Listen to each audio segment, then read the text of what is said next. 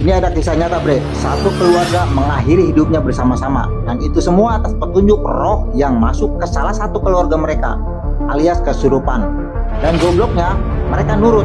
Gila, 11 orang bre, coba lu bayangin, 11 orang berjejer gitu kayak jemuran. Roh ini mengklaim kalau dia adalah kakek yang membimbing keluarga ini hingga sukses dan terhormat. Oke, tanpa basa-basi langsung aja masuk. Jadi pada tanggal 1 Juli 2018 di tengah hiruk-pikuk kota Delhi Utara, tepatnya di lingkungan kelas menengah Sanagar, ada sebuah rumah 2 lantai sempit namun tinggi bernomor 137. Nah, bagi warga sekitar, penghuni rumah ini adalah orang-orang teladan bre. Nah, mereka disebut keluarga Cundawat atau dikenal sebagai keluarga Bhatia, yang artinya kalau mereka adalah tetangga yang sempurna, religius, sopan, berpendidikan, dan sukses mengelola toko kelontong serta bisnis kayu lapis atau biasa kita sebut itu triplek. Namun di balik kemajuan keluarga mereka tumbuh sebuah kepercayaan yang menurut gue ini menyimpang bre. Kalau di kepercayaan gue itu disebutnya musyrik. Jadi mereka percaya kepada orang yang lagi kesurupan, terus mengatakan sesuatu, lu harus gini, lu harus gitu, dan mereka percaya kemudian mengikuti apa-apa yang diomongin sama orang yang kesurupan itu. Dan itu terjadi selama kurang lebih 11 tahun bre. 11 tahun mereka dituntun oleh sesuatu yang di luar nalar namun nyata. Dan semua itu berakhir pada tanggal 1 Juli 2018. Nah, kenapa bisa begitu? Oke, kita mundur sebentar bre ke belakang ya. Dari sinilah awal mulanya. Pada tahun 2006 atau 2007 ayah Lalit. Nah, si Lalit ini salah satu keluarga yang tinggal di situ. Ayahnya Lalit ini bernama Bopal Singh wafat. Setelah kematian ayahnya, si Lalit menjadi kayak pendiam, sering ngelamun, jarang ngomong. Terkadang dia melakukan sesuatu seolah-olah dia berdua bre, kayak ngobrol atau melakukan gerakan-gerakan yang rada aneh gitu. Setelah beberapa minggu kemudian, si Lalit menyatakan bahwa dirinya dikendalikan oleh roh ayahnya. Dia mengaku kalau roh ayahnya ini memberikan nasihat-nasihat untuk hidup yang lebih baik, dimana sebelumnya si Lalit ini kagak bisa ngomong karena trauma kecelakaan. Setelah kesurupan ayahnya, dia sembuh, bisa ngomong lagi. Entah karena kebetulan atau emang dibantu hal-hal gaib gitu ya, kita nggak tahu. Nah, sejak saat itu, ia bahkan bersama beberapa anggota keluarga lainnya percaya dan mulai mencatat instruksi yang diklaim berasal dari roh ayahnya dalam buku harian. Kemudian pada hari Minggu 1 Juli 2018, rutinitas di kampung Sanagar, nama kampung itu, biasanya dimulai pukul 5:30 pagi saat toko kelontong keluarga Bhatia ini dibuka. Ya emang masyarakat di situ kalau belanja kebutuhan sehari-hari ya ke warung itu bre. Nah kemudian datanglah pengantar susu menaruh kerat di depan pintu. Nah diketahui tukang susu ini emang biasa ngantar susu tiap pagi, tapi kok masih tutup gitu, kagak biasanya jam segini masih tutup. Nah kecurigaan mulai merayap ketika si Lali Cundawat yang waktu itu berumur 45 tahun, putra bungsu keluarga itu, yang biasanya rutin mengajak warga jalan pagi, kagak muncul bre. Nah tukang susu ini makin bertanya-tanya dalam hatinya, pada kemana nih orang?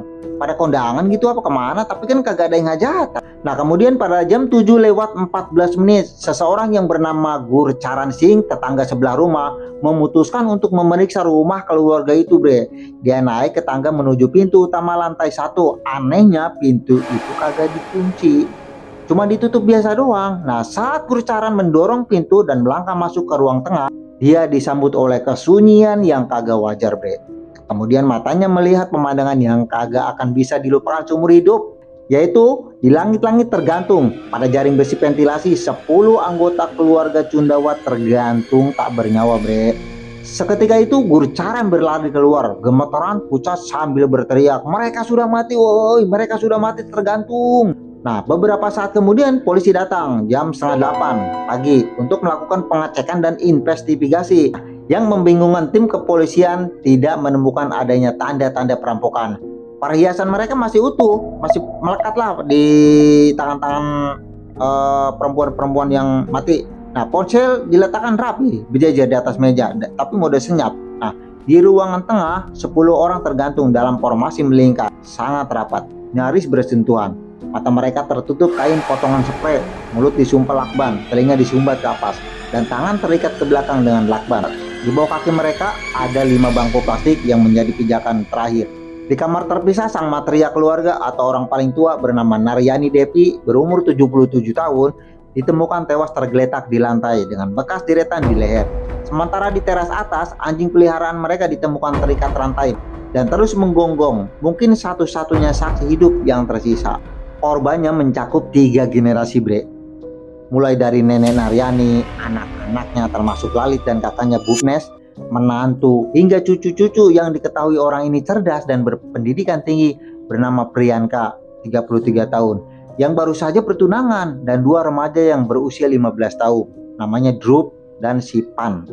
Awalnya polisi menduga ini pembunuhan massal, Bre.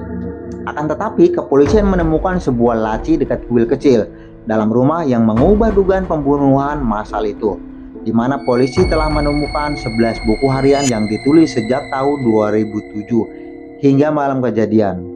Buku-buku ini adalah kotak hitam, Bre, yang merekam kemunduran psikologis keluarga tersebut. Tulisan di dalamnya yang sebagian besar ditulis oleh Priyanka dan Tina, istri Lalit, berisi instruksi dari roh Bhopal Singh yang didiktekan oleh Lalit.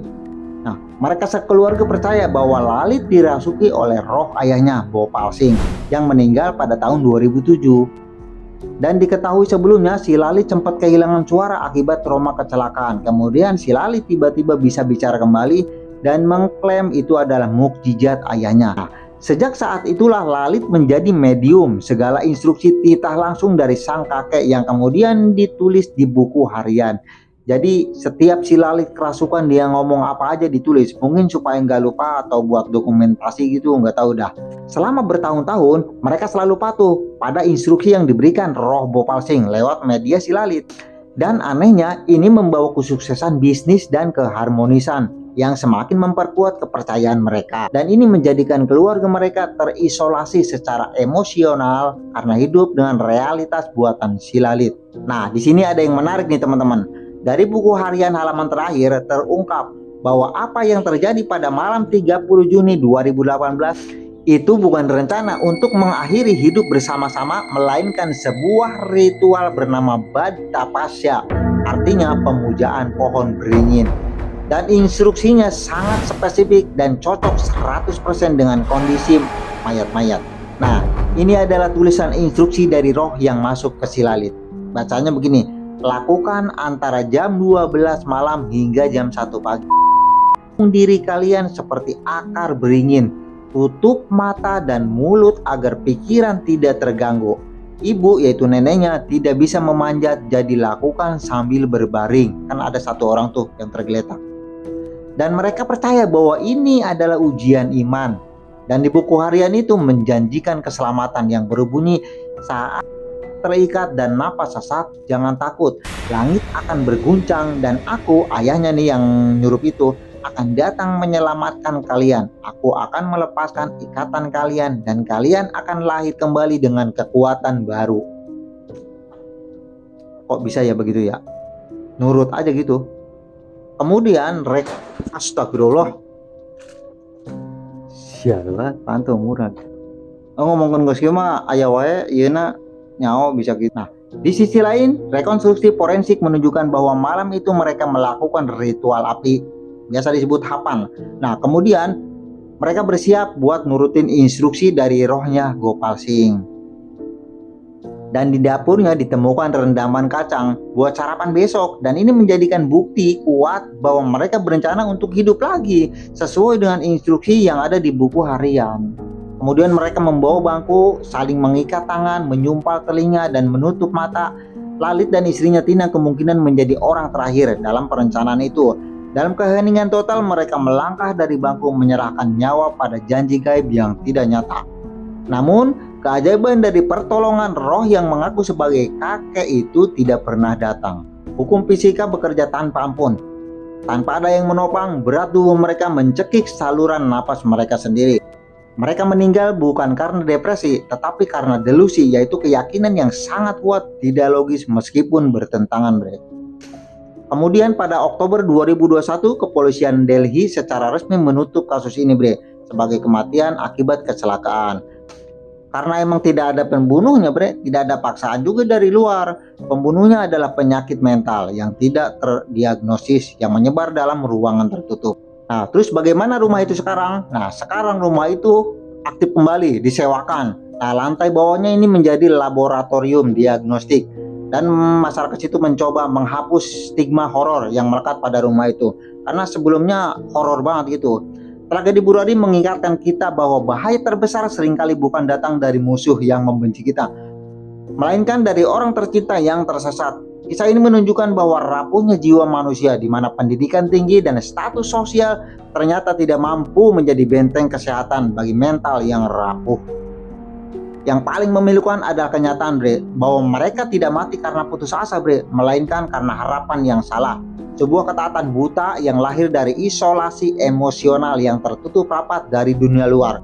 Peristiwa ini mengajarkan kita untuk lebih peka mendengar jeritan yang tak bersuara dari orang-orang terdekat, Bre. Karena terkadang menyelamatkan mereka berarti berani mematahkan delusi mereka. Nah, itulah teman-teman rahasia yang tersembunyi di balik rumah Burari di India. Terima kasih sudah menonton sampai selesai.